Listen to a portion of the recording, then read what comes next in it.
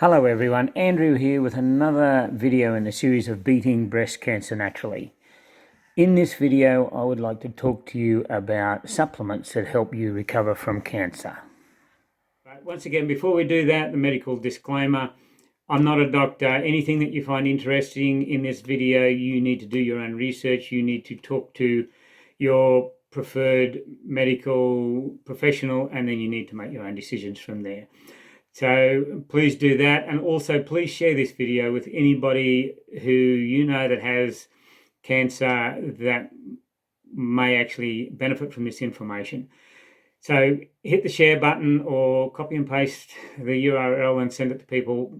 We need to get this message out because it's our collective goal to help as many people as we can recover from cancer, and this is one way of doing it.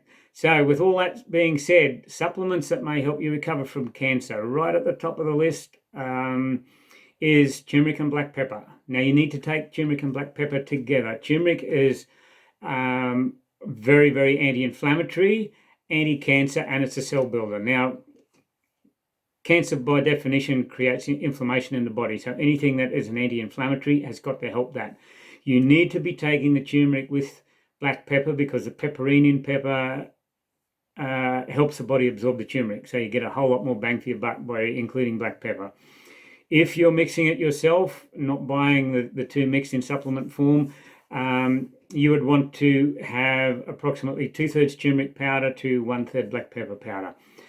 Now you can buy it in capsules or you can mix it yourself. You can put it in the lattes, coffee lattes, whatever, however you like. You can put it in cooking. You can eat turmeric raw, juiced, whatever, however it works for you, but get turmeric into you on a daily basis is extremely, extremely good. Next one would be green tea. You can actually get green tea extracts or green tea itself. It's a wonderful antioxidant. It's been shown to have anti-cancer capabilities. So make green tea one of your beverages of choice. Now on the essential oil front, there's many essential oils that are helpful with cancer. But possibly the two top ones would be both frankincense and myrrh. Now, it's interesting for those of you who follow the Bible, when the three wise men came to Jesus, they brought frankincense, myrrh, and gold. Now, it has been actually hypothesized that gold was not in fact gold as such, but turmeric, because back in that time, the spice trade was one of the major forms of wealth and commerce, and turmeric was one of the most traded spices, the most revered spices of that time. So it's interesting that both frankincense, myrrh, and turmeric are extremely helpful for the body and are anti-cancer. So frankincense and myrrh essential oil, get a good quality oil. Don't skimp on the quality, spend the money and get a good one. Neither of these oils are recommended to be taken internally, although I know people that do, but once again, do your own research on that. If you're not going to take it internally, put it on your pulse points, your pulse points on your neck or on your wrist, and rub 1 or 2 drops in. And when you're first starting out, always do a test of just 1 drop on one part of your skin to see whether you react to it, because some people do have a major reaction to essential oils and others don't. So that's the essential oils. Then we have medicinal mushrooms like reishi, cordyceps, maitake, turkey tail, shiitake, and chaga mushrooms. These all activate natural killer cells. They're antioxidants, they're cancer blocking, anti-inflammatory, immune enhancing, and antiviral. So you really need to be considering medicinal mushrooms in your anti-cancer protocol. Next one would be vitamin D. So you get outside in the sun, get your vitamin D that way, but you can also take it as a supplement, particularly in wintertime, or if you spend a lot of time indoors, you may well be deficient in vitamin D. So it's highly recommended that you would then supplement with it. Next one then is quite an interesting one, proteolactic enzymes, otherwise known as systemic enzymes.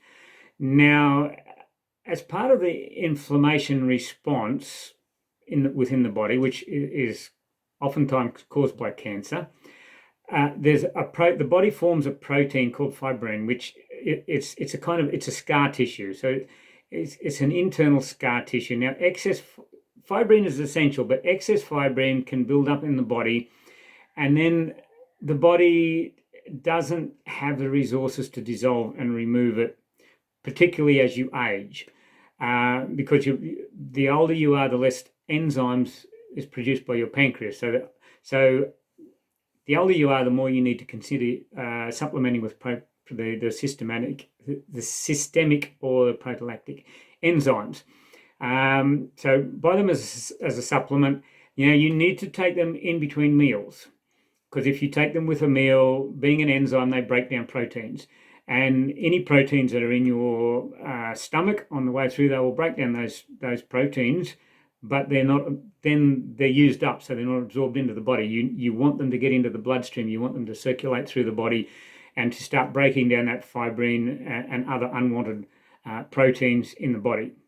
And there's a lot of that fibrine is found in and around cancer sites. So systemic enzymes, take them in between meals. I think from memory, at least 1 hour before a meal or 2 hours after a meal before you consider taking systemic enzymes. And of course, if you do periodic fasting, while you're fasting, that's a great time to take those enzymes. Next would be garlic. Garlic's anti-cancer, antifungal, anti-inflammatory, it detoxes the liver. It's just something that you've got to have. So raw garlic, kyolic garlic supplementation, however you get it, you need to have it. So eat garlic, take it as a supplement wherever you possibly can. Next one will be probiotics. Probiotics is all about the immune system. 80% of your immune system starts in the gut, and if your gut is challenged with good bacteria, then you need to be taking supplementing with probiotics. Now, it's hard for you to know whether your body needs probiotics or not, so it's sort of recommended to just take them anyway. Get a good quality one, typically one with enteric coated. So they have enteric coating is like a second coating that allows that probiotic to get through the gastric stomach without being dissolved and consumed by the gastric juices. So that gets it down into the gut where it's required before it actually releases the probiotic. So get a multi-strain, high-quality, enteric-coated probiotic, and you should be good to go. Next would be chlorella and spirulina. They're both a sea vegetable. They're very similar, and they're very high in vitamin D, and they help detox the body. So you can get them in supplement form, you can get them in powder form, add them to your smoothies, etc. But they're very good for you. What else? We've got vitamin A, C, and E. Need to have them there. They're notable for their anti-cancer properties as well. Now, in particular, vitamin C, the body cannot produce vitamin C, so it requires you to be taking vitamin C on a daily basis. So vitamin A and E, certainly take them on a daily basis too, but vitamin C in particular because of what I've just stated. And if you take a supplement called glutathione as well, that will help the body utilize the vitamin C even better. The next one would be pomegranate. Extracts of pomegranate are very good.